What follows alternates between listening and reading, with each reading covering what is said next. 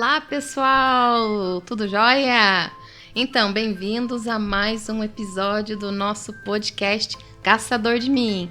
Eu, Luciene Soares e André Toledo, aqui para mais uma incrível história de superação, de força e de sucesso. Tudo bem aí, André?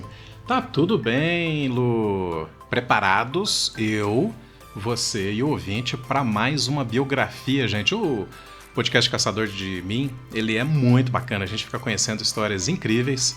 Estamos, gente, no episódio 25, tem bastante coisa para trás aí. Então, se você está nos assistindo no YouTube, corre para trás aí nessa playlist. Se você está nos ouvindo aí no Spotify, Google Podcast, Apple Podcast, dá uma olhada aí nos episódios anteriores, tá? Lembrando que foi a partir do episódio 21 ou 22, Lu, que a gente começou em vídeo?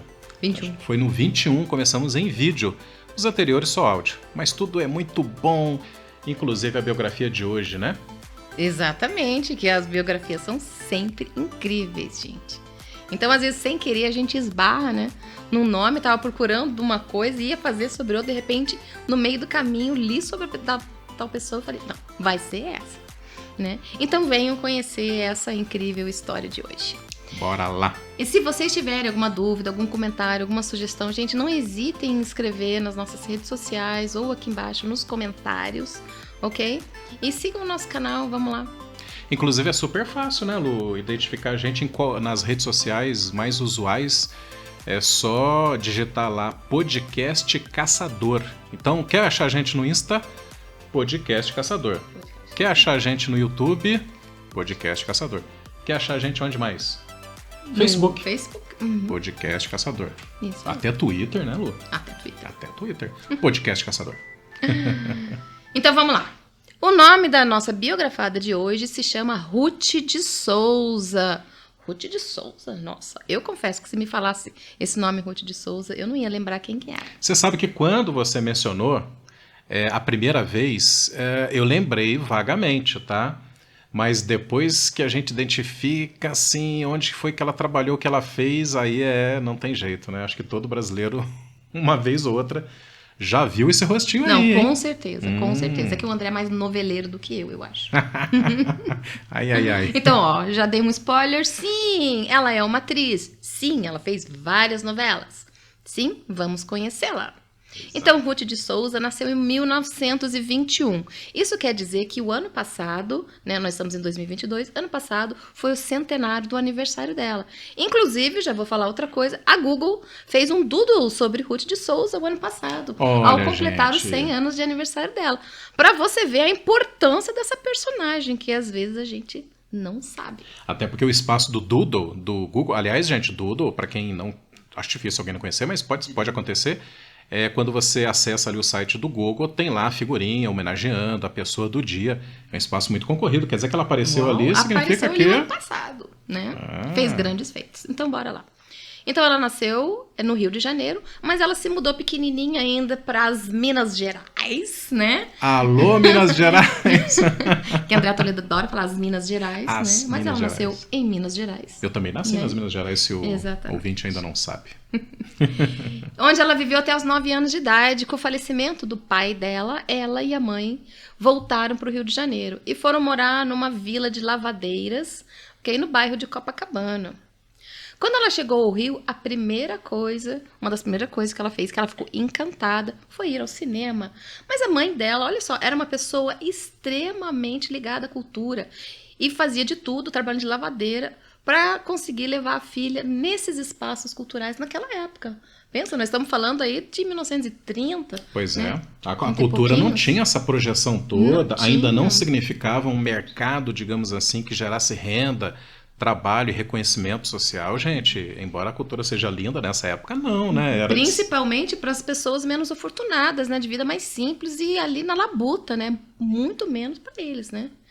Mas o que deixou ela encantada foi que a mãe comprou um ingresso para o cinema, né? Uau. E o primeiro filme da vida dela foi Tarzan, o Filho da Selva, com Johnny Weissmuller, né? Não vou imitar o grito do Tarzan aqui, gente, porque aquele grito é fantástico. E Ela não ia tem como imitar, mas ela ia estourar o microfone aqui, então a gente Tentar. decidiu não estragar esse episódio, tá? Com o grito do Tarzan. Mas eu sei que ela, vendo aquele Tarzan, aquela telona lá do cinema, ficou encantada, deslumbrada. Falou, é isso que eu quero, gente. E a mãe conseguiu um ingresso, levou, e foi ali que ela definiu o que ela ia ser na vida, gente. Criança ainda. Aliás, eu tô pesquisando as próximas biografias, ouvinte, e 1 ou 2 tiveram encantamento diante da telona do cinema, né? Olha que interessante. Só, Então, ela também, foi a mãe também que incentivou ela a ir ao teatro, né?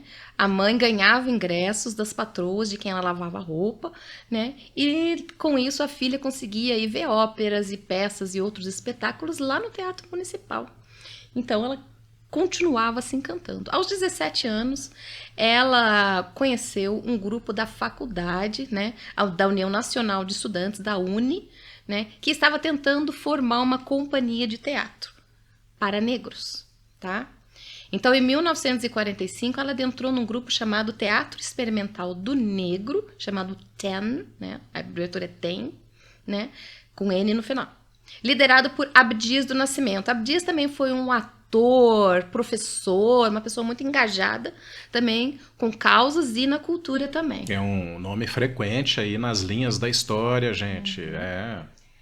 Então, eles queriam fazer a peça O Imperador Jones, de Eugene O'Neill. Então, lembrando que naquela época, as peças vinham muito de fora. Não tinha escritor aqui no Brasil ainda, como hoje as nossas novelas e filmes, a maioria são escritos, né, por brasileiros naquela época. Não, se importava muito, né? Novelas europeias, principalmente, né?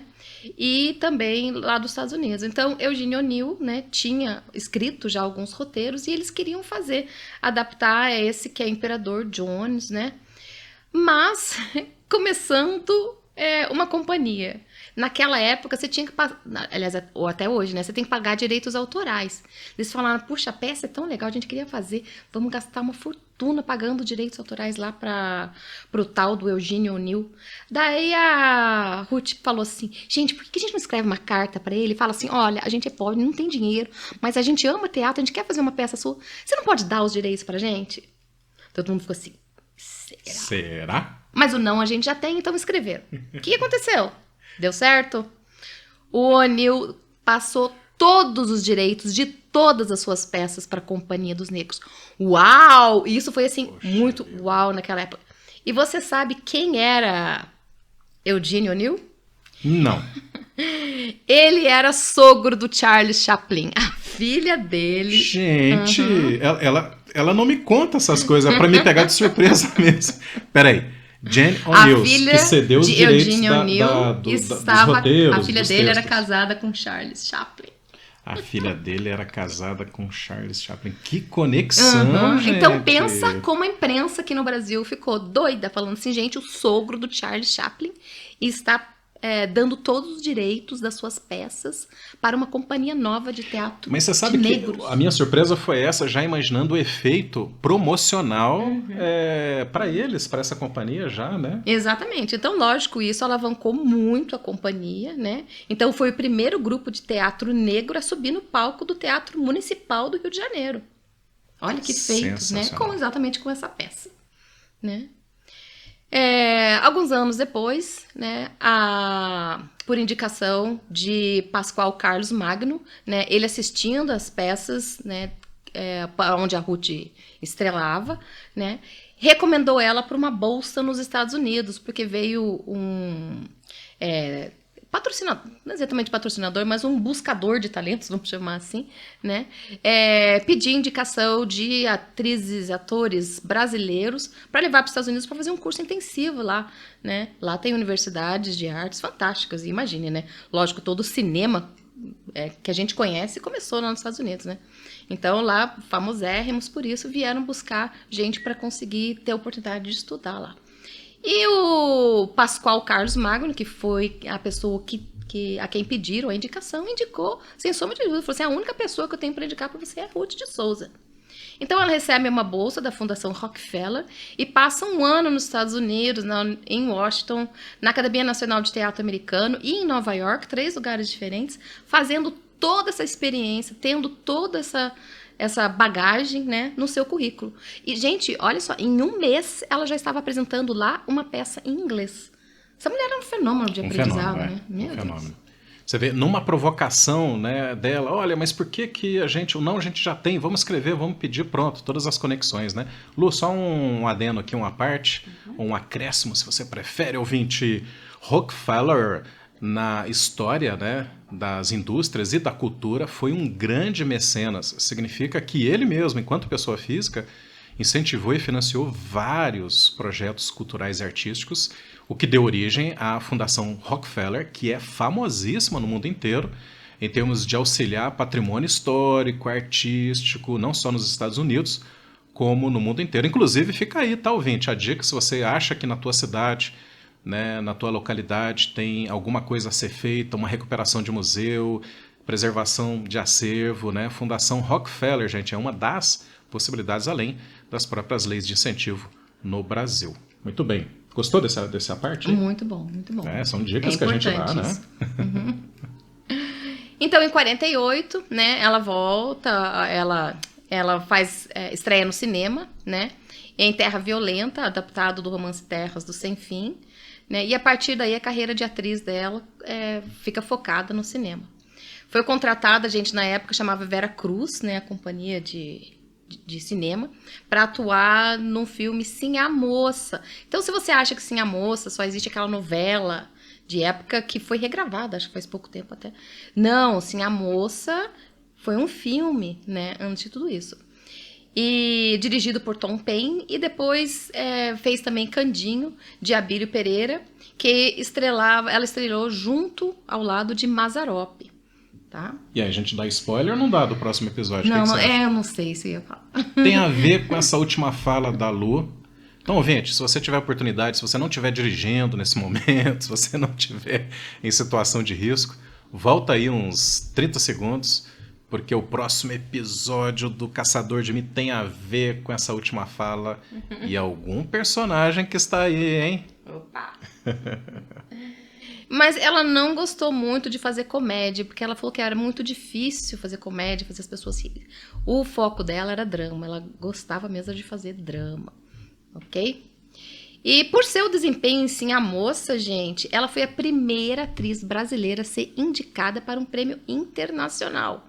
Falei que a mulher era incrível, né? O Leão de Ouro no Festival de Veneza. Gente, ela estava ao lado de Katharine Hepburn, lá na indicação. Gente, Leão de Ouro ela não muito levou. reconhecido na indústria fílmica. Nossa, ela não levou o prêmio, né? Atriz nova, negra, a gente não sabe, né?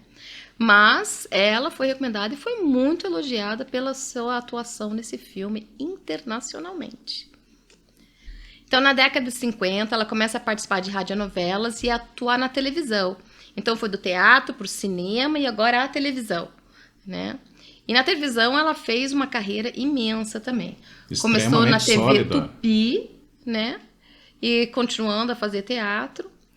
E recebeu vários prêmios também na temporada, quando ela fez uma peça chamada Oração para uma Negra, né? Fez muito sucesso. Na década seguinte, ela vai alcançar o sucesso na televisão também, numa telenovela, A Deusa Vencida, né? TV Excelsior. Então, são canais de TV que a gente nem chegou a conhecer, né? Mas foram os primeiros, os precursores aí. Em 69, ela foi a primeira atriz negra a protagonizar na Rede Globo, que ela foi para a Globo, né? A Cabana do Pai Tomás, né? Na verdade, a segunda na televisão brasileira, né? Depois de Yolanda Braga. Yolanda Braga foi a primeira que fez um papel de protagonista importante, né? Para uma mulher negra, né? A Cor da Sua Pele na TV Tupi. Então, ela foi a segunda a fazer um papel principal, né? Em novelas, né? Na Rede Globo. Daí, muita discussão naquela época, né? Sobre essa novela, né? Porque foi o ator principal, ele era branco, e ele, na verdade, se tingia de negro para fazer o papel de um negro também. Então deu uma certa repercussão isso. Muitas pessoas alegavam que ainda haviam muito poucas pessoas negras fazendo papéis, né, principalmente em novelas, no cinema. Alegavam, né, os diretores, que a maioria das novelas, né, das peças, tudo, vinham da Europa, e lá eram principalmente da França, da Itália, e não haviam personagens negros, então por isso que eles não eram ainda contratados aqui.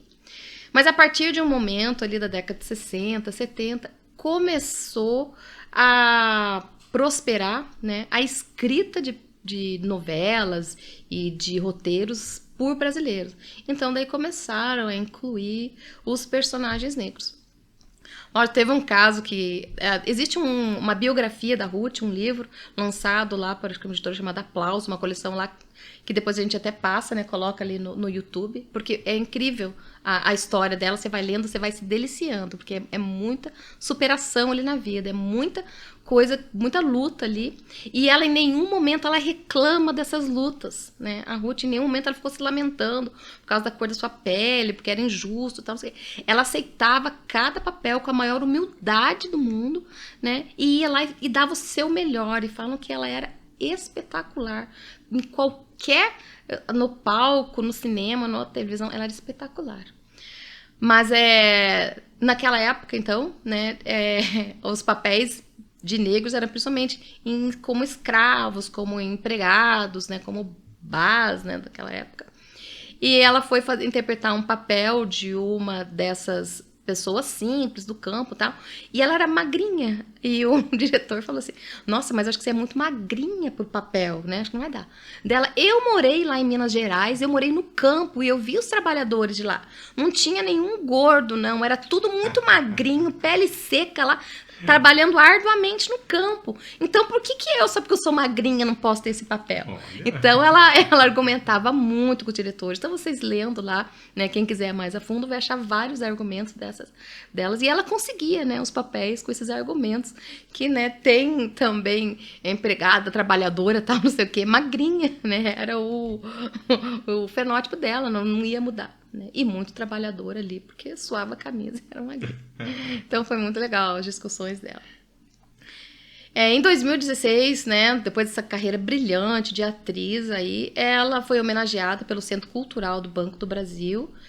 E em 2019 ela foi novamente homenageada, né, no Carnaval Carioca pela Escola de Samba Acadêmicos de Santa Cruz, com o enredo Ruth de Souza, Senhora Liberdade abre as asas sobre nós. Então é muito legal. Eu lembro. Não confunde o samba enredo. Tem um samba enredo de outra escola, que acho que é Leopoldo, não sei o quê. Olha aí, ouvinte. Que é Senhora Liberdade. Morei no Rio de Janeiro uma década, ela tá achando que eu vou confundir os desfiles. Não, esse da Ruth, essa homenagem à Ruth, até porque é recente, né, 2019. É recente. Foi muito comentado nas redes sociais, por diversas vezes eu vi. Fiquei super feliz esse reconhecimento, né? Afinal de contas, eu acho que, inclusive, a Lu, né, tá contribuindo com aquilo que a Escola de Samba, ali em 2019, queria até desenvolver mesmo, ou seja, propagar essa história linda, maravilhosa, não deixar esquecido e valorizar essa artista incrível. Mas eu me lembro claramente... que joia! Eu confesso que quando eu era criança, adolescente, eu acompanhava mais os desfiles da Escola de Samba, porque meus pais assistiam, acompanhavam mais, né? Ultimamente, nesses últimos anos, eu não acompanho tanto. Mas eu acho fantástica essas homenagens que essas escolas fornecem. Lembra que a gente falou também da Margarete Mi, né? Uma biografada nossa que também foi homenageada por uma escola de samba. E fica lindo isso. E vem a história desse pessoal, vem para a população, né? Eu acho isso muito bom, uma lembrança muito boa. Né? E é isso, hein? Que legal, isso fantástico. Aí. Então, só para ir terminando a nossa história, né? O último trabalho dela foi em 2018, gente. Ela estava com 96 anos, se eu não me engano. Longeva, né? Uhum. E trabalhou em Mr. Brown, uma série da televisão, né? Estrelada por Lázaro Ramos e a Thaís Araújo. E ela fez o papel dela mesmo nesse episódio. O episódio chama 1º de Maio. Então, quem puder, dá uma olhadinha lá nela.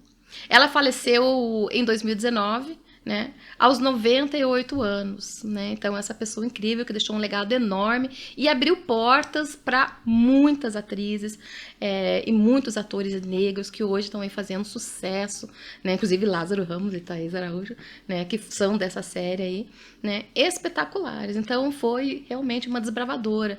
E olhando a biografia, algumas entrevistas dela, realmente, gente, ela não reclama de nada e ela foi muito à luta e cada papel, ela não perdeu uma oportunidade de mostrar seu talento e mostrar que veio e como eles também são capazes de fazer trabalhos incríveis e maravilhosos. Então foi uma delícia, né, estudar sobre ela e conhecer mais um pouquinho. Daí, gostou da história? Eu adorei. Mas tem uma coincidência, uma linda coincidência, que eu acho que você não sacou ainda, hein? A última aparição dela foi num episódio Mr. Brown, que foi ao ar em 1º de maio, exatamente. E ouvinte, nós vamos revelar hoje para vocês. vocês, vale a pena, que esse episódio está sendo gravado exatamente em 1º de maio. Hoje é 1º de maio. É isso. E ela nasceu dia 12 de maio, gente. Então é nesse mês também, né? Daqui a alguns dias vai ser também o aniversário de nascimento dessa grande atriz, Ruth de Souza. Excelente. Então fica aí, gente, mais uma história inspiradora para vocês, né? Curtam lá e até mais. Tchau, tchau. Tchau, tchau, gente.